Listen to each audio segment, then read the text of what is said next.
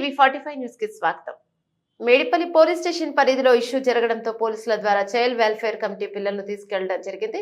సంఘటన జరిగినప్పటి నుండి 6 నెలలుగా లీగల్ గా దత్తత పొందడానికి 10 మంది కుటుంబంలో అనేక రకాలుగా ప్రయత్నాలు చేశాయి. గత 6 నెలలుగా లీగల్ గా పొందడానికి అన్ని ప్రయత్నాలు చేస్తున్నామని, కానీ చైల్డ్ వెల్ఫేర్ అథారిటీ మాత్రం ఓ ప్రాసెస్ గా ఎవరికైనా రావచ్చు ఆ పిల్లలు అనే విధంగా చెప్తున్నారని ఈ కుటుంబాల ఆవేదన వ్యక్తం చేస్తాయి. 10 మంది కుటుంబాల ఆవేదన ప్రభుత్వం గుర్తించి లీగల్ గా పిల్లలను దక్కే విధంగా ప్రభుత్వం సహాయం పొందడానికి ఉప్పల్లో మీడియా ముందుకు 10 మంది కుటుంబాలు వచ్చాయి. పిలిస్తే పలుకుతా అన్నటువంటి సీఎం రేవంత్ రెడ్డి మా బాధను ఒకసారి గుర్తించి లీగల్ గా మేము కొన్ని సంవత్సరాలుగా పెంచుకున్నటువంటి బిడ్డలను మాకు అప్పగించే విధంగా మీరు తోడ్పడాలని సీఎం రేవంత్ రెడ్డి మంత్రి సీతక్కను బాధితులు వేడుకుంటున్నారు. అల్లారు ఉద్దుగా ప్రాణంగా కొంతకాలంగా పెంచుకున్న మా పిల్లల్ని లీగల్ గా మాకై తొలి ప్రాధాన్యతను ఇవ్వాలని దుఃఖిస్తూ ప్రభుత్వాన్ని వేడుకుంటున్నారు.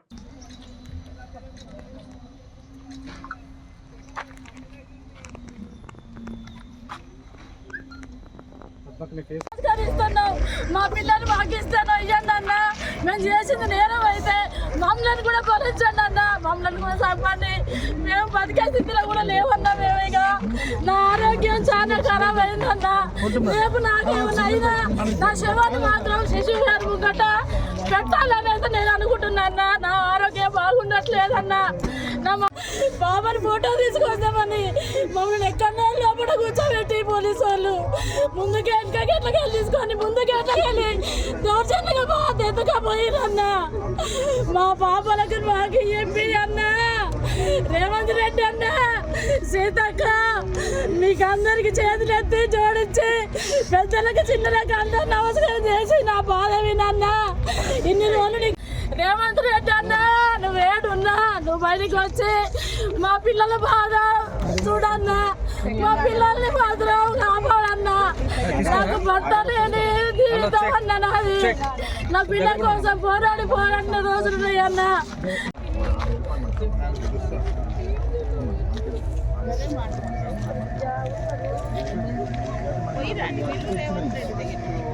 ఆఫీస్కి వెళ్తే మాత్రం అసలుకే కలవడానికి కుదరదమ్మా అన్నారు. లాస్ట్కి అందరు రేవంత్ రెడ్డి అన్న మీద పెడుతున్నారు. రేవంత్ రెడ్డి అన్న మా బాధ అనేది అన్న. రేవంత్ రెడ్డి అన్న సీతక్క మా బాధ అనేది మా బాధ మీకు పిలిస్తే పలుకుతా అన్నవన్న నువ్వు. మేము 7-8 నెలల నుంచి మా తిరుగుడు తిరగకుండా తిరుగుతున్నామన్నా. మీ అందరు నాయకులకు నేను చేతులు జోడించి నమస్కరిస్తున్నా. మా పిల్లలు మాకు ఇవ్వండి అన్న. మా పిల్లలకు కాని విషయంలో మేము ఇస్తున్నామంటే తీసుకున్నామన్నా. మాకు ఇలాంటి మూట ఉందని మాకు తెలియదన్నా. మేము నేరస్తులం కాము, మేము దొంగలం కాదన్నా. ఏమంటన్నా మా బాధ అయినన్నా. మా పిల్లల బాధ అయినన్నా. ఆ పిల్లల్ని మాకు ఇవ్వాలి. చట్ట ప్రకారం మా పిల్లల్ని మాకు ఇవ్వండి. మా పిల్లలు గట్టిగా మా పిల్లల్ని చట్ట ప్రకారం మా పిల్లల్ని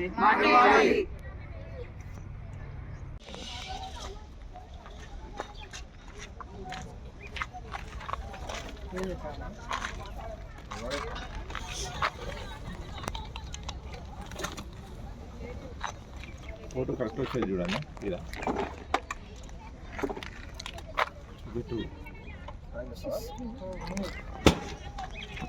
వస్తుందండి ఫోటో మంచిగా పెట్టు. మనది మంచిగా పెట్టు. సరే చూడండి సార్. క్లారిటీగా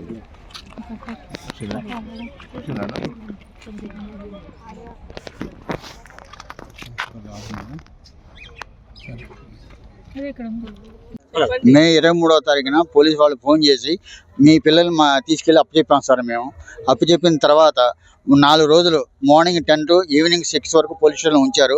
ఆ తర్వాత రేపు రండి అని 4 రోజులు మమ్మల్ని గడిపారు. తర్వాత తీసుకెళ్ళి ఎస్ఐ గారు తీసుకెళ్ళి మీ పిల్లలు మీకు అప్పచెప్తాం, ఫోటోలు తీసి ఇచ్చేస్తామని చెప్పి తీసుకెళ్లారు. అక్కడి నుంచి వెనక ద్వారా పిల్లల్ని తీసుకెళ్ళిపోయారు సార్. నేను వాళ్ళ తాతగారిని. నాకు వంశోద్ధారకుడు ఎవరు లేరు సార్. కావాలి పెంచుకుని సంవత్సరం రోజులు ఉంచుకున్నాను. అలారముద్దిగా పెంచాను సార్. వాడికి చిరస్థిర ఆస్తులన్నీ రాసిచ్చాను సార్. కాబట్టి నా పిల్లలు నాకు ఇవ్వాలని రేవంత్ రెడ్డి గారికి, సీతక్క గారికి అందరికీ విన్నవిస్తున్నాను సార్. వాడి కనుక రాకపోతే నా గతి అదోగతే సార్. చచ్చిపోవడం తప్ప రెండో మార్గం లేదు. నా మనవడు నాకు కావాలి సార్, వంశానికి ఎవరు లేరు సార్ నాకు అని. సార్ మాకు పెళ్ళై 13 సంవత్సరాలు అవుతుంది సార్. 13 సంవత్సరాల నుండి మాతృత్వం కోసం సార్ మేము తిరగని ఆసుపత్రులు లేవు సార్. ఆసుపత్రుల చుట్టూ తిరిగి అడిగారు సార్. మేము డబ్బులు పెట్టుకొని మాతృత్వం కోసం చాలా రకాలుగా తిరిగాం సార్. ఈ విధంగా ఎవరినైనా పెంచుకోనైనా మాతృత్వం కోసం అని ఈ బాబుని తీసుకున్నాం సార్. మేము బాబుని తీసుకున్నాక సార్ మాకు పోలీస్ స్టేషన్ నుండి మే 28 రోజు కాల్ వచ్చింది సార్. మే 28 రోజు కాల్ వచ్చింది సార్. మేము 10 డేస్ బాబుని నా చేతుల్లోకి తీసుకున్నాను సార్. 10 డేస్ బాబుని సార్ నేను నా చేతుల్లోకి తీసుకొని 10 డేస్ బాబుని తీసుకొని నా దగ్గర 8 మంత్స్ నా ఒడిలో ఉన్నాడు సార్. నా బాబు 8-9 మంత్స్ సార్. వాడికి అల్లారు ముందుగా నామకరణం చేసుకొని సార్ అభయ్ రమణ్ పేరు పెట్టుకున్నాను సార్. అందరినీ మా చుట్టాలని అందరినీ పిలిచి సార్ మా వేదన ఎవరి వర్ణనాతీతం సార్. మేము ఎవరి చెప్పుకోలేము మా మానసిక పరిస్థితి. ఆ విధంగా సార్ మే 28 రోజు మాకు కాల్ వచ్చింది సార్. మీరు బాబుని తీసుకొని స్టేషన్కి రండి, మీరు బాబుని ఎలా చూసుకుంటున్నారో మేము చూస్తామని అంటే మేము నమ్మెళ్ళాం సార్. నమ్మెళ్ళాక అక్కడ మీరు అనాధికారికంగా మీరు దత్తత తీసుకున్నారు, ఇది మీకు లీగల్గా కాదు అనేసి సార్ సాయంత్రం చైల్డ్ వెల్ఫేర్ వెహికల్ వచ్చింది సార్. నా ఒడిలో నుంచి నా బాబుని ఆ వ్యాన్లో తీసుకొని వెళ్ళిపోయారు సార్. మేము అక్కడ అడిగితే మీరు ఏదైనా సిడబ్ల్యూసి వాళ్ళతో చూసుకోండి అని అక్కడ చెప్పారు సార్. మేము ఆ విధంగా మళ్ళీ సిడబ్ల్యూసికి వెళ్తే మీరు ఏదైనా లీగల్గా వెళ్ళండి అంటే మేము సార్ లీగల్గా హైకోర్టును ఆశ్రయించాను సార్. హైకోర్టు కూడా 36 యాక్ట్ ప్రకారం మాకు ఇవ్వమని చెప్పేది సార్ కోర్టు కూడా. ఆ విధంగా దయచేసి సార్ గవర్నమెంట్ సార్ మా తల్లుల ఆవేదనను గుర్తించి మా పిల్లల్ని మాకు ఇవ్వండి సార్.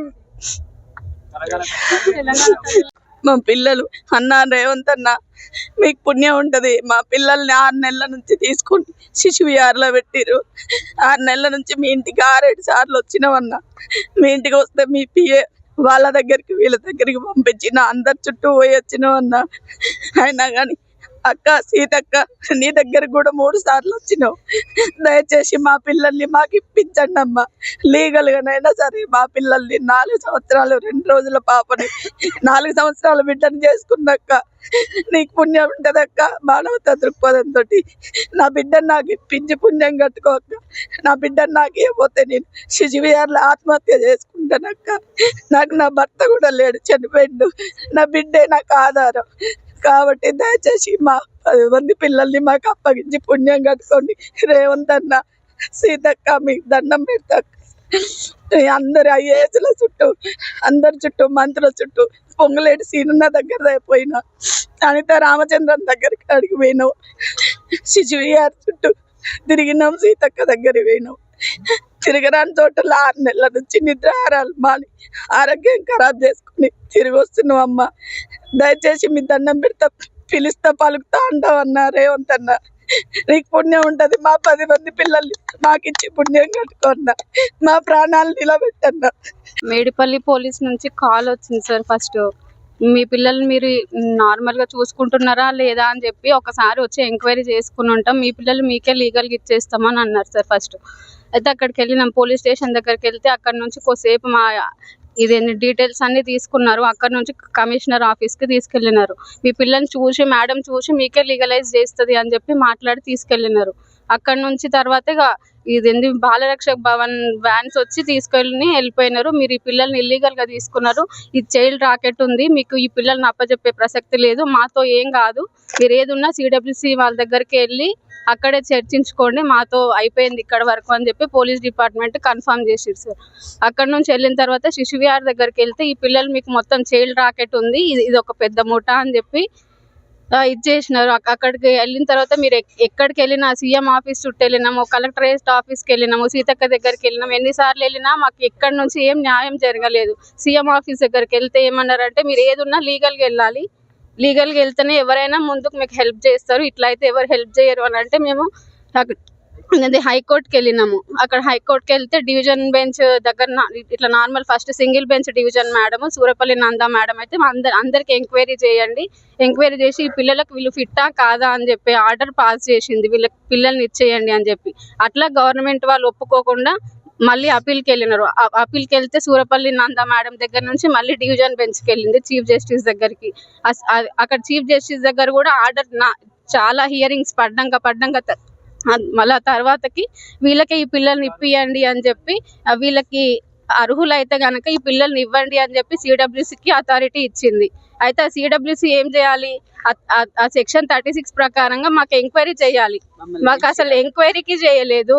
మమ్మల్ని శిశువిహార్కి పిలిచినారు, మీ పిల్లలు మీకు అప్పచెప్తాము అని చెప్పి శిశువిహార్కి DCPO యూనిట్ నుంచి కాల్ వచ్చింది.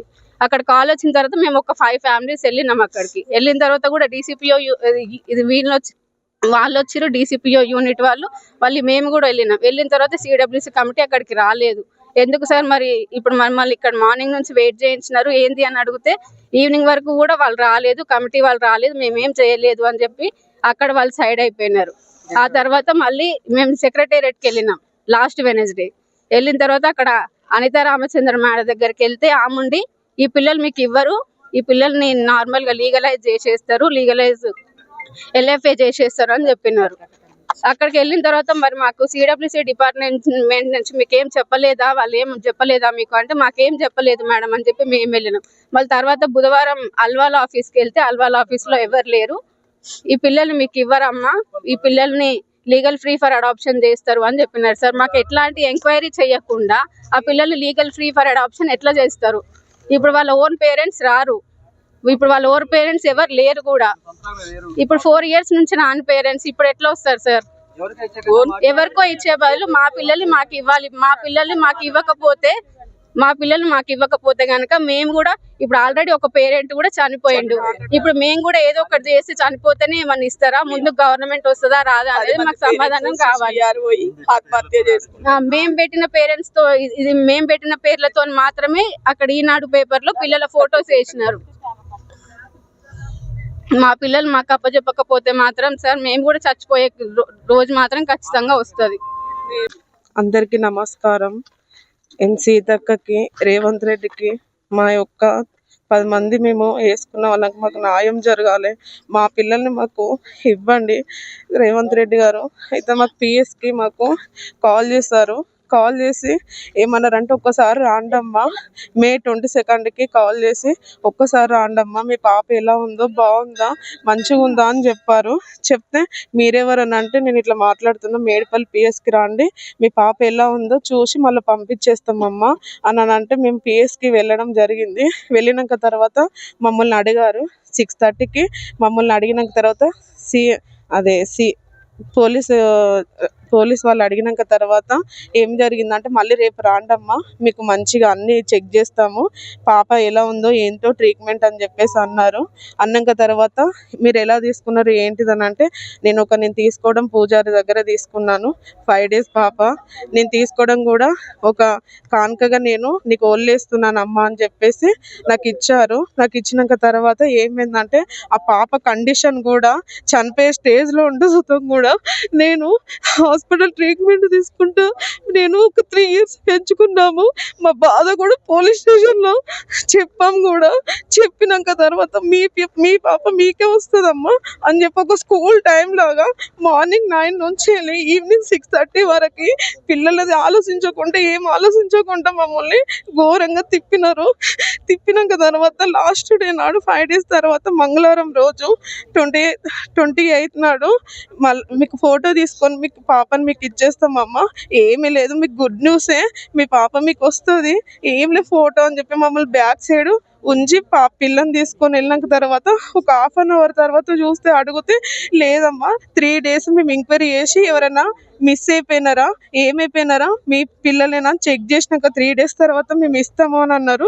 3 days తర్వాత CWC వెళ్ళండి అమ్మా అని పిలిచారు. పిలిచినాక తర్వాత CWC వెళ్ళినాక తర్వాత మాదేం ఉన్నది మీరు లీగల్గా వెళ్ళాలన్నారు. CM ఆఫీస్ కూడా వెళ్ళినాము. వెళ్ళినాక తర్వాత అక్కడ ఏమన్నారు అని అంటే మీరు లీగల్గానే వెళ్ళడం మంచిదమ్మా, ఈ CM సార్ ఇప్పుడు కలవరు అని అన్నారు. కలవరు అని అన్నాక తర్వాత సీతక్క కాడికి కూడా వెళ్ళినాము. అప్పుడు అనిత రామచంద్ర మేడం దగ్గరికి కూడా వెళ్ళినాము. అప్పుడు వాకాటి కర్ణ మేడం దగ్గర కూడా వెళ్ళినాము. వెళ్ళినాక తర్వాత మీ పిల్లల్ని మీకే ఇస్తానమ్మా, మీ పిల్లలు మీరే లీగల్గా వెళ్తున్నారు కదా కోర్టు విధానంగా అని చెప్పేసి అన్నారు సార్ వాకాటి కర్ణ మేడం. మా పిల్లలు మేము కోర్టుకు వెళ్ళినాం. సింగిల్ జడ్జి వచ్చినప్పుడు కూడా ఏమన్నారంటే వీళ్ళ పిల్లల్ని వీళ్ళకి ఇచ్చేసేయండి, అసలు ఎవరికి హక్కు కూడా లేదని చెప్పేసి అన్నారు. అలా మళ్ళీ దసరా ముందు మేము హ్యాపీగా ఫీల్ అయిపోయినాం సార్. మేము హ్యాపీగా ఫీల్ శిశు గారికి వెళ్తే కూడా మా పిల్లల్ని ఆగండి అని ఒక పేపర్ ఒక 5 నిమిషాలు సార్ చూడడానికి, 5 నిమిషాలు కూడా మమ్మల్ని పొద్దున 10 గంటల నుంచి సాయంత్రం 5 గంటల వరకు ఉంచి మీ పిల్లలు మాకు ఒక 1 వీక్ టైం ఇవ్వండి అని అన్నారు. మేము ఎంత దసరా పండుగ చేసుకుందామని ఎంత ఆవేదనతో తల్లులం అందరం మేము ఉన్నాము. ఉన్న తర్వాత వారం ఎందుకు సార్ అట్లా ఎందుకు అంటున్నారు? వారం ఎందుకని అంటే లేదమ్మా వారం తర్వాత మేము చూస్తామన్నారు. తర్వాత అప్పీల్కి వెళ్ళినారు సార్. అప్పీల్కి వెళ్ళిన తర్వాత డివైన్ బెంచ్ లో ఇద్దరు జడ్జుల దగ్గర తిరిగి వేసినారు. ఒక్కొక్కరికి వేసినారు, అందరికి వేయకుండా ఒక్కొక్కరికి వేసినారు. వేసినాక దగ్గర 9 మందికి మొత్తం అప్పీల్కి ఒక దగ్గరలో తీసుకొచ్చిన తర్వాత జడ్జి ఏమన్నాడు అంటే 36 ప్రకారంగా వీళ్ళని 37 ప్రకారంగా వీళ్ళ పిల్లల్ని ఫిట్ అయితే ఎంక్వైరీ చేసి ఇవ్వండి అని చెప్పేసి చెప్పినారు సార్. మాకు ఒక ఎంక్వైరీ లేదు, మాకు ఒక ఫోన్ కాల్ లేదు. ఇప్పటి వరకు మా పిల్లల్ని మాకు ఇవ్వనీయకుండా మేము ఏమైపోవాలి సార్? మేము మాకు మా పిల్లల్ని లీగల్గానే కార కూడా చేసుకున్నాం, అన్నీ చేసుకున్నాం సార్. దయచేసి సీతక్కకి రేవంత్ అన్నా నువ్వు తెలంగాణ బిడ్డ అని చెప్పి చెల్లెల రక్కలారా రాండి ఏదన్నా ఆవేదన ఉంటే అని అన్నారు. ఇప్పుడు ఏమైంది సార్? మా పిల్లల్ని మాకు అప్పగించండి. మేము 3 సంవత్సరాలు పెంచుకున్నాం. అమ్మ నాన్న మమ్మల్ని గుర్తుపడతారు. 2 years 1.5 years 9 మంది 10 మంది తల్లులు ఏమైపోవాలి సార్? సీతక్క దయచేసి మా పిల్లల్ని మాకు అప్పగించండి, మా పిల్లల్ని మాకు ఇవ్వండి. ఆల్రెడీ ఒకరు హార్ట్ అటాక్ వచ్చి కూడా చనిపోయారు సార్. ఇప్పుడు ఆ తల్లి కూడా ఆవేదన నేను చచ్చిపోతానని అంటున్నారు సార్. మా పిల్లలు మాకు ఇవ్వకపోతే మాత్రం మేమేదో అస్సలకి బ్రతకం సార్. దయచేసి మా పిల్లల్ని మాకు ఇవ్వండి రేవంత్ అన్న.